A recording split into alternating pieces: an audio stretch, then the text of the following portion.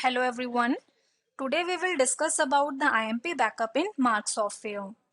This backup is basically used for taking backup of multiple companies. First of all, we will be having the list of companies window in front of you.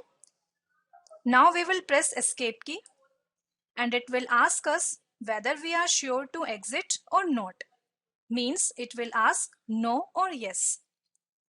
So we will select yes over here. As you click on yes, Mark backup window is open now.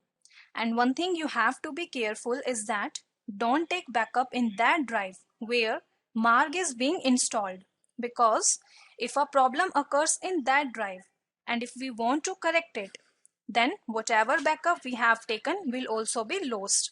So in order to prevent such type of problem, then you have to save the backup in other drive. As we can see over here, it is showing C drive IMP back. And if you want to change the path, then you can do that also. To change it, you will simply click on change button. And for the time being, we enter D drive IMP back. Then press enter key and then click on backup. Now here you can see that the list of companies name will appear in front of you. For which company you want to select the backup, you can select it. If we want to have the backup of all the companies, then we will select these companies by pressing plus key, as you can see here. And if you want to unselect any company, then you can do that by pressing minus key.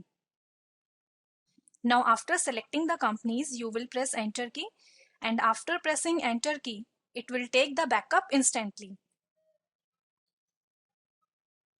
Now after taking the backup, you can see software will get closed.